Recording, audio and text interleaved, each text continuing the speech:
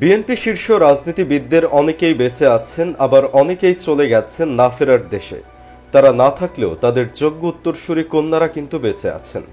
আমাদের আজকের ভিডিওতে আলোচনা করব বিএনপি নেতাদের কন্যাদের মধ্যে শিক্ষা দীক্ষা দিয়ে কে কোন পেশায় জড়িত, সব দিক দিয়ে কার কন্যা বেশি যোগ্য। চলুন একে একে জেনে নেওয়া। নাম্বার 1, মির্জা ফখরুল ইসলাম আলমগীরের 2 মেয়ে। মির্জা ফখরুলের 2 মেয়ে বাবার মতোই শিক্ষকতা পেশা বেছে নিয়েছেন।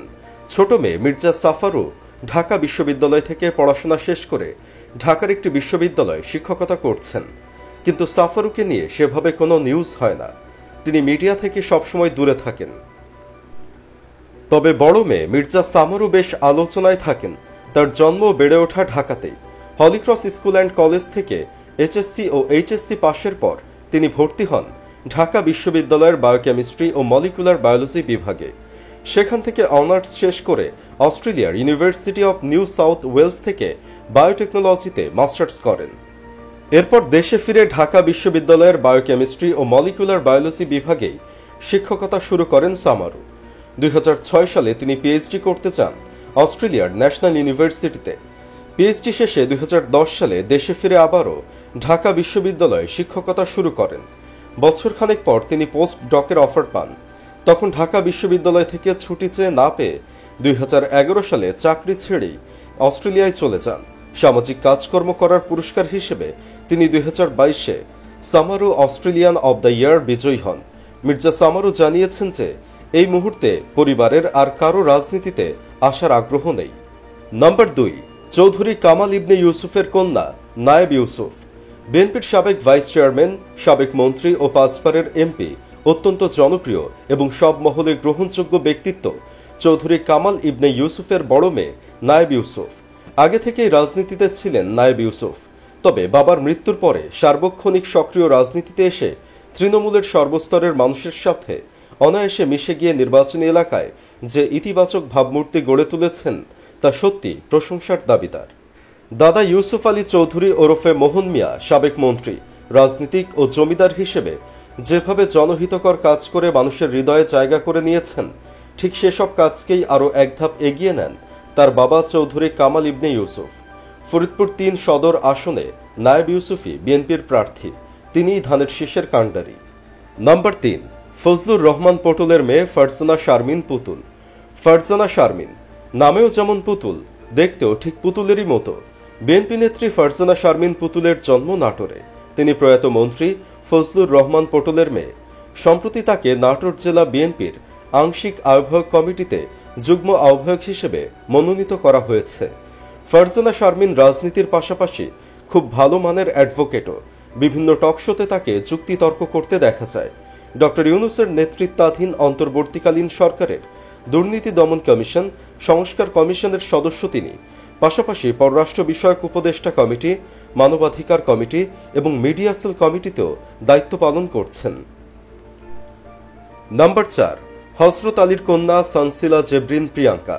বিএনপি নেতা হযরত আলীর কন্যা নেত্রী সানসিলা জেবরিন প্রিয়াঙ্কা পেশা একজন চিকিৎসক।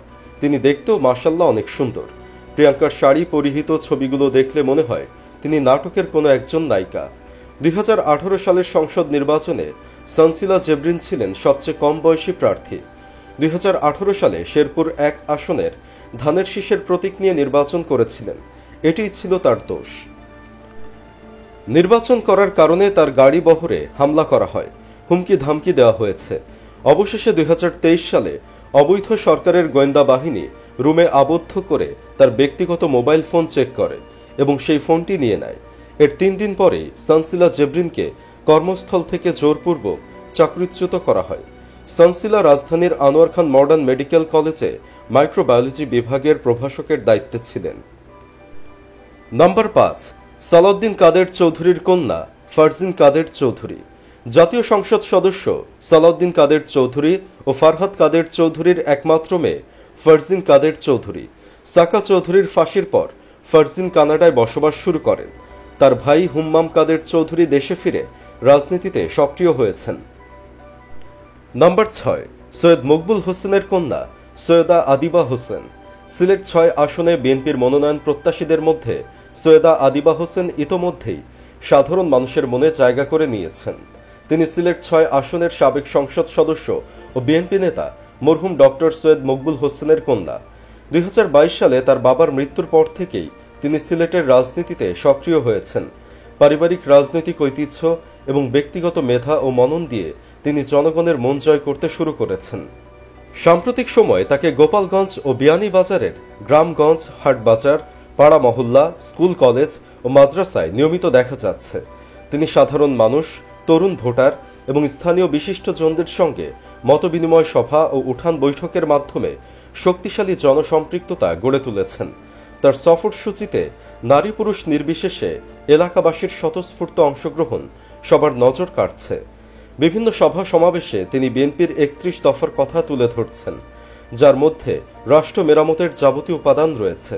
পাশাপাশি নিজ এলাকার উন্নয়ন চিত্র, ধর্মীয় সম্প্রীতি, রাজনৈতিক সৌহার্দ্য, নিজ এলাকা নিয়ে উন্নত ভবিষ্যৎ পরিকল্পনা এবং যুব সমাজের উন্নয়নে তার নিজস্ব ভাবনাও শোনাচ্ছেন, যা মানুষ সাদরে গ্রহণ করেছে। নম্বর ৭, আবুল হারিস চৌধুরীর কন্যা সামিরা তানজিন চৌধুরী। সাবেক প্রধানমন্ত্রী বেগম খালেদা জিয়ার রাজনৈতিক সচিব আবুল হারিস চৌধুরী ও জ্যোৎস্না চৌধুরীর মেয়ে সামিরা তানজিন চৌধুরী। তিনি যুক্তরাজ্যে বসবাস করতেন এবং ব্যারিস্টারি পাশ করে ব্রিটিশ সরকারের লিগ্যাল ডিপার্টমেন্টে আইনজীবী হিসেবে কাজ করেন। বর্তমান সরকারের পতনের পর তিনি দেশে ফিরেছেন। নম্বর ৮, তারেক রহমানের কন্যা জাইমা রহমান। বিএনপিতে অফিসিয়ালি এখনও রাজনীতিবিদ হিসেবে নাম লেখাননি জাইমা রহমান, তবে রাজনীতিবিদ হিসেবে ইতোমধ্যে অভিষেক হয়ে গেছে তারেক রহমানের কন্যা জাইমার। ব্যারিস্টার জাইমা গুণে যেমন অনন্য, রূপেও তিনি নায়িকাদের চেয়ে কোনো দিক দিয়ে কম যান না। তার হাতেই ঝুলছে বিএনপির রাজনৈতিক ভবিষ্যৎ। তিনিই হতে পারেন বাংলাদেশের বৃহত্তম রাজনৈতিক দলের পরবর্তী কর্ণধার। খালেদা পুত্র তারেক জিয়ার একমাত্র সন্তান। দেশের ইতিহাসের অন্যতম প্রভাবশালী পরিবারের কন্যা তিনি। তার দাদা শহীদ প্রেসিডেন্ট জিয়াউর রহমান, দাদি খালেদা জিয়া ৩ বারের নির্বাচিত প্রধানমন্ত্রী, আর বাবা তারেক জিয়া রাজনৈতিক দলের প্রধান। শুধু পিতার বংশেই নয়, তার মায়ের বংশেও রয়েছে বাংলাদেশের ইতিহাসের উল্লেখযোগ্য কিছু নাম। তার নানা রিয়ার অ্যাডমিরাল মাহবুব আলী খান ছিলেন বাংলাদেশের সাবেক নৌপ্রধান। নম্বর ৯, সৈয়দ ওয়াহিদুল আলমের মেয়ে ব্যারিস্টার শাকিলা ফারজানা। অত্যন্ত মিষ্টি চেহারার অধিকারিণী শাকিলা ফারজানা। ব্যারিস্টার শাকিলা চট্টগ্রাম উত্তর জেলা বিএনপির আহ্বায়ক কমিটির সদস্য এবং জাতীয়তাবাদী আইনজীবী ফোরামের যুগ্ম সম্পাদক। তার বাবা ছিলেন সাবেক হুইপ ও বিএনপি চেয়ারপারসনের উপদেষ্টা প্রয়াত সৈয়দ ওয়াহিদুল আলম। তিনি হাটহাজারী উপজেলা চেয়ারম্যান ও ৪ বারের নির্বাচিত সাবেক সংসদ সদস্য ছিলেন। শাকিলা ফারজানা ২০১৮ সালের নির্বাচনে অংশগ্রহণ করেছিলেন। এর আগে ধর্মীয় উগ্র সংগঠনকে অর্থায়নের মিথ্যা অভিযোগে করা ২টি মামলায় তাকে গ্রেফতার করা হয়েছিল। আগামী নির্বাচনে শাকিলা বাবার অসমাপ্ত কাজ সমাপ্ত করতেই হাটহাজারী থেকে দলীয় প্রার্থী হতে চান বলে জানান। শাকিলা ফারজানা বলেন, আমি তার উত্তরসূরি হিসেবে এ আসনে নির্বাচন করতে চাই। বাবার অসমাপ্ত কাজগুলো শেষ করতে চাই।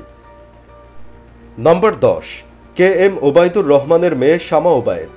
বাংলাদেশের শত শত সুন্দরী নারী নেত্রীর মধ্যে সেরা ৫ জন বেছে নিলে তালিকার উপরের দিকেই থাকবেন শামা ওবায়েদ। ২০১৯ সংসদ নির্বাচনে তিনি বিএনপির জন্য সংরক্ষিত একটি নারী আসন থেকে এমপি হবার দৌড়ে সবার উপরের দিকেই ছিলেন, কিন্তু শেষ পর্যন্ত তার হয়নি। তিনি অত্যন্ত জ্বালাময়ী ভাষণ দিয়ে জনপ্রিয়তা অর্জন করেছেন। শামা ওবায়েদ রিঙ্কু ১৪ মে ১৯৭৩ সালে ফরিদপুর জেলায় জন্মগ্রহণ করেন।